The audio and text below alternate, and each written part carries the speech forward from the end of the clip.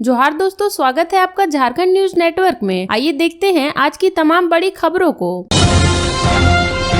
लातेहार में पुलिस और उग्रवादियों के बीच हुई मुठभेड़, 2 जवानों को लगी गोली। लातेहार में उग्रवादी संगठन जेजेएमपी और पुलिस के बीच मुठभेड़ हुई है। दोनों ओर से 200 राउंड गोली चली है। वहीं इस गोलीबारी में 2 जवानों को गोली लग गई है और वे घायल हो गए हैं। पुलिस का सर्च ऑपरेशन जारी है। लातेहार थाना क्षेत्र के बोखाखाट जंगल में सोमवार की सुबह पुलिस और उग्रवादी संगठन जेजेएमपी के बीच मुठभेड़ की घटना हो गई। इस दौरान दोनों ओर से 200 राउंड गोली चली। घटना के बाद पुलिस इलाके में सर्च ऑपरेशन चला रही है। उग्रवादियों से मुठभेड़ के दौरान 2 जवानों को गोली लगी है और वे घायल हो गए हैं। जवानों के घायल होने के बाद उन्हें तुरंत अस्पताल में भर्ती कराया गया है, जहां उनका इलाज चल रहा है। घायल जवानों की पहचान नरेंद्र पांडे और जवान राम सिंह सुरीन के रूप में हुई है।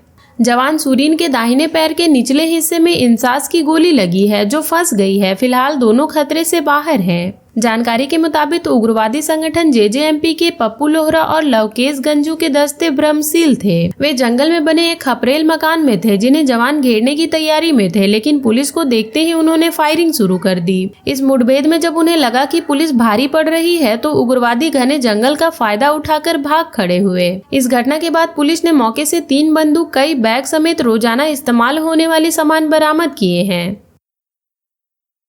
पीएम मोदी ने झारखंड के पूर्व सीएम चंपई सोरेन की तारीफ में कही ये बात, फोन कर ली स्वास्थ्य की जानकारी। पीएम नरेंद्र मोदी ने सोमवार सुबह झारखंड के पूर्व सीएम और बीजेपी नेता चंपई सोरेन को फोन कर उनका हालचाल जाना। पीएम ने बातचीत के दौरान चंपई सोरेन से उनके स्वास्थ्य के बारे में जानकारी ली। पूर्व सीएम चंपई सोरेन ने उन्हें अपने स्वास्थ्य के बारे में जानकारी देते हुए कहा कि डॉक्टरों के अथक प्रयास और आम लोगों की दुआओं से अब वह पहले से काफी बेहतर महसूस कर रहे हैं। पीएम ने चंपई सोरेन की तारीफ करते हुए कहा कि आप अस्वस्थ रहने के बावजूद अस्पताल से ही वीडियो कॉन्फ्रेंसिंग के जरिए बांग्लादेशी घुसपैठियों के खिलाफ आयोजित आदिवासियों के महासम्मेलन में शामिल हुए। बता दें कि चंपई सोरेन को शनिवार को स्वास्थ्य संबंधित जटिलताओं की वजह से टाटा मेमोरियल अस्पताल में भर्ती करवाया गया था। रविवार को उन्हें बरहेट में आयोजित मांझी परगना महासम्मेलन को संबोधित करना था, लेकिन स्वास्थ्य ठीक नहीं होने के कारण उन्होंने अस्पताल से ही वीडियो कॉन्फ्रेंसिंग के जरिए सभा को संबोधित किया। इस फोन कॉल के लिए पीएम को धन्यवाद देते हुए भाजपा नेता चंपई सोरेन ने मीडिया को बताया कि संथाल परगना में आदिवासियों के अस्तित्व पर जो संकट मंडरा रहा है, उसे देखते हुए समाज के लोगों को जागरूक एवं संगठित करना जरूरी है। समाज की माटी, रोटी एवं बेटी तथा जल जंगल जमीन की रक्षा करना हमारी सर्वप्रथम प्राथमिकता है।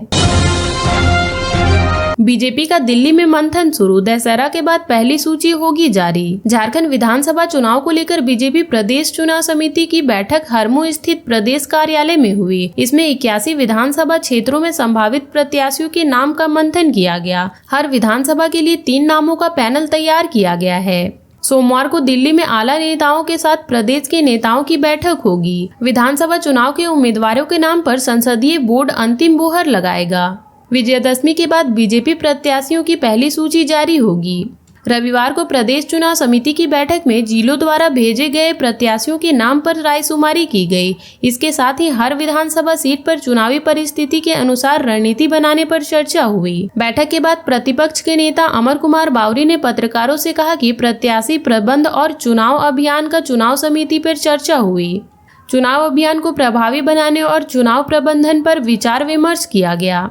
उन्होंने कहा कि जनसभाओं के अनुरूप भाजपा नेतृत्व में मजबूत एनडीए सरकार के लिए हम कृत संकल्प हैं। बैठक में प्रभारी लक्ष्मीकांत वाजपेयी, केंद्रीय मंत्री व प्रदेश चुनाव प्रभारी शिवराज सिंह चौहान, असम के मुख्यमंत्री व चुनाव सह प्रभारी हिमंता बिस्वा शर्मा, केंद्रीय मंत्री अन्नपूर्णा देवी, केंद्रीय रक्षा राज्य मंत्री संजय सेठ, पूर्व सीएम अर्जुन मुंडा, नेता प्रतिपक्ष अमर कुमार बावरी आदि शामिल थे। पार्टी सूत्रों के अनुसार 30 से 35 उम्मीदवारों के नाम पहली सूची में जारी किए जा सकते हैं। इसमें एसटी रिजर्व सीटों के प्रत्याशियों के नाम सबसे पहले घोषित करने की उम्मीद है। पार्टी 2 चरणों में सभी विधानसभा सीटों के प्रत्याशियों के नाम की घोषणा कर सकती है। एसएससी सीजीएल पेपर लीक के साक्ष्य नहीं होने पर आज आयोग सुनाएगा अंतिम फैसला। झारखंड सीजीएल की परीक्षा के समापन के बाद कई छात्र इसके परिणाम के लिए कयास लगाए बैठे हैं, लेकिन पेपर लीक का मामला सामने आने के बाद यह मामला कई विवादों से घिर चुका है। बता दें कि बीते दिन राज्य में छात्रों द्वारा परीक्षा के पेपर लीक मामले को लेकर काफी ज्यादा आक्रोशित किया गया है और साथ ही उन्होंने कई दफा प्रदर्शन भी किया है।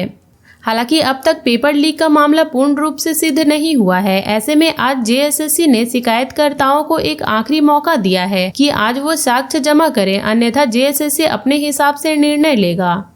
जेएसएससी के सचिव सुधीर कुमार गुप्ता ने एक पत्र जारी किया है जिसमें उन्होंने शिकायतकर्ताओं को परीक्षा में हुई गड़बड़ी से जुड़ी शिकायतों के साक्ष्य और स्रोत शपथ देने पत्र का अंतिम अवसर दिया है। नोटिस से सचिव द्वारा कहा गया है कि आज अगर निर्धारित समय पर शिकायतकर्ता साक्ष्य देकर उपस्थित नहीं दिए तो समिति उपलब्ध साक्ष्यों के आधार पर निर्णय ले लेगी। बता दें कि जेएसएससी सीजीएल परीक्षा के परिणाम जारी होने के बाद डॉक्यूमेंट वेरिफिकेशन का शेड्यूल जारी किया जाएगा। इसमें सभी चयनित उम्मीदवारों को अपने सभी डॉक्यूमेंट के साथ हाजिर होना होगा। डॉक्यूमेंट वेरिफिकेशन हो जाने के बाद कुछ दिनों में उनकी ज्वाइनिंग और पोस्टिंग की जाएगी। ट्रेन को डिरेल करने की साजिश हुई नाकाम, बड़ा हादसा टला, एक हफ्ते में दूसरी घटना। चक्रधरपुर रेल मंडल में सोनुआ रेलवे स्टेशन के पास एक बार फिर शनिवार की रात ट्रेन को डिरेल करने की साजिश रची गई थी। थर्ड लाइन के ज्वाइंट पॉइंट संख्या 101A 101B पर बड़ा पत्थर रख दिया गया था। पेट्रोलिंग कर रहे रेल कर्मियों ने समय रहते पत्थर को देख लिया। इस घटना में राहत की बात यह रही कि उस समय अप लाइन पर शालीमार कुर्ला एक्सप्रेस के आने का समय था। इसके बाद आनन फानन में थर्ड लाइन समेत अप और डाउन लाइन के ट्रेनों का परिचालन बंद कर दिया गया। ट्रेनों का परिचालन रात 9:45 से 10:05 तक बंद रहा। पत्थर हटाने के बाद ट्रेनों का परिचालन शुरू किया गया। इससे पहले मंगलवार को भी ट्रैक पर पत्थर रख दिया गया था। एक सप्ताह में यह दूसरी घटना है। सीएम हेमंत सोरेन ने केंद्र सरकार के सामने रख दी मांग, बोले ऐसा होगा तब हर बहन को देंगे 2500 रुपए। मुख्यमंत्री हेमंत सोरेन ने कहा कि सुप्रीम कोर्ट के आदेशानुसार केंद्र सरकार झारखंड वासियों का बकाया 1.36 लाख करोड़ रुपए लौटाना शुरू करे। झारखंड सरकार बना शर्त 18 से 50 वर्ष तक की उम्र की हर झारखंडी बहन को इसी माह से 2500 रुपए किस्त भेजना शुरू कर देगी। हेमंत सोरेन ने अपने एक्स हैंडल पर पोस्ट कर लिखा कि कितना हास्यास्पद बात है, झारखंड में 2100 रुपए देने की बात करने वाले उड़ीसा में मात्र 830 रुपए महीना दे रहे हैं। जम्मू कश्मीर में हर परिवार की एक महिला को ही मां योजना का लाभ देने की घोषणा कर रहे हैं। मध्य प्रदेश में शर्तों सहित 1000 रुपए दिए जा रहे हैं। हेमंत सोरेन ने लिखा कि पूरे देश में यह योजना समय की जरूरत है। प्रधानमंत्री देश के हर राज्य की हर बहन को एक समान 2500 रुपए भेजने की योजना भी जल्द लागू करें, वरना झूठों का जुमला फेंक बहनों के बीच भेद करना बंद करें। मैं प्रधानमंत्री से मांग करता हूं कि केंद्र सरकार अपने तरफ से मैया सम्मान में आज से 1100 रुपए जोड़े और आजीवन पैसे देने का लिखित संकल्प ले, वरना कुछ दिनों बाद कोर्ट का सहारा लेकर योजना बंद करने की चालबाजी होगी। हाटकोट भट्टा में सहायक मिस्त्री की मौत, मजदूरों ने किया हंगामा। राजगंज के सीताराम हाटकोट भट्टा में काम करने के दौरान मशीन से गिरने से मिस्त्री मानिक बेसरा की मौत हो गई। मुआवजे को लेकर मजदूरों ने हंगामा कर दिया। राजगंज थाना क्षेत्र के हाटकोट भट्टा में रविवार को पूर्वाह्न 11 बजे कार्य के दौरान सहायक मिस्त्री मानिक बेसरा की मौत हो गई। मृतक गिरिडीह के खोखरा थाना क्षेत्र के मदनाडीह गांव का रहने वाला था।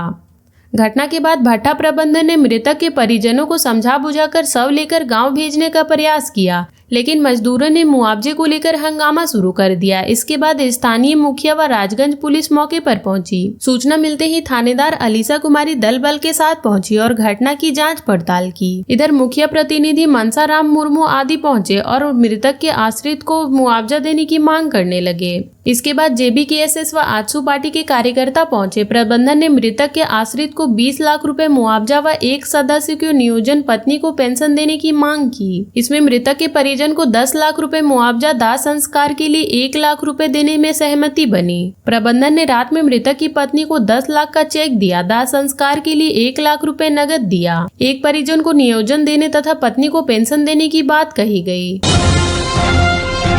फ्लाईओवर व 8 लेन को जोड़ने के लिए विनोद बिहारी चौक पर बनेगा जंक्शन, भेजा गया प्रस्ताव। 8 लेन तथा फ्लाईओवर की सड़क को जोड़ने के लिए विनोद बिहारी चौक पर जंक्शन बनेगा। मेमको मोड़ व गोल्ड बिल्डिंग की तरफ से यहां भी जंक्शन का निर्माण होगा। साज की ओर से इसका प्रस्ताव सरकार को भेज दिया गया है। सरकार से हरी झंडी मिलने के बाद जंक्शन का काम शुरू होगा। साज के अधिकारियों के मुताबिक 8 लेन सड़क का काम पूरा हो गया है। मटकुरिया आरा मोड़ तक फ्लाईओवर का शिलान्यास हो गया है। फ्लाईओवर के लिए क्लीनिंग रेडिंग का काम चल रहा है। 154.51 करोड़ की लागत से 3.25 किलोमीटर फ्लाईओवर व सड़क का निर्माण होना है। मटकुरिया से आरा मोड़ तक नई सड़क बनने से बैंक मोड़ फ्लाईओवर का लोड घटेगा। गोल्ड बिल्डिंग व मेमको मोड़ शहर होकर एंट्री करने वाले भारी वाहन सीधे विनोद बिहारी चौक से आरा मोड़ फ्लाईओवर होते हुए मटकुड़िया निकलेंगे। बोकारो व झरिया से आने वाले वाहन मटकुड़िया से फ्लाईओवर होते हुए विनोद बिहारी चौक होकर निकलेगी। लिहाजा विनोद बिहारी चौक का एक्सटेंशन किया जाएगा। यहाँ जंक्शन बनने के बाद वाहनों के आवागमन में परेशानी नहीं होगी। फ्लाईओवर के निर्माण के साथ जंक्शन का भी काम होगा। मैया सम्मान यात्रा लेकर झामुमो की बैठक। मैया सम्मान यात्रा व चुनावी तैयारी को लेकर झामुमो बोकारो जिला समिति की बैठक रविवार को सेक्टर 1 स्थित कार्यालय में हुई। अध्यक्षता करते हुए झामुमो जिला अध्यक्ष हीरालाल मांझी ने कहा, पार्टी को अकेले चुनाव लड़ना चाहिए। हम लोगों ने कमर कस ली है। झामुमो बोकारो की सभी सीटों पर चुनाव जीतेगी। सरकार ने आमजनों के लिए काफी काम किया है। हर जगहों पर झामुमो की लहर है। भाजपा आम लोगों को दिग्भ्रमित करने में जुटी है। संभावित 14 अक्टूबर को बोकारो में मैया सम्मान यात्रा व झामुमो की कार्यक्रम की तैयारी को लेकर चर्चा की गई। मैया सम्मान यात्रा में मंत्री बेबी देवी व विधायक कल्पना सोरेन भी रहेंगी। यात्रा को सफल बनाने के लिए नुक्कड़ सभा व रोड शो कार्यक्रम को बेहतर बनाने पर विचार विमर्श किया गया। इसे लेकर पार्टी के सभी नेता व सभी प्रखंड नगर अध्यक्ष व सचिव को कई निर्देश दिया गया। झारखंड के ऐसे ही छोटी बड़ी खबरों से जुड़े रहने के लिए चैनल को सब्सक्राइब कर लें और बेल आइकन प्रेस कर लें ताकि हर वीडियो का नोटिफिकेशन आपके फोन पे चला जाए।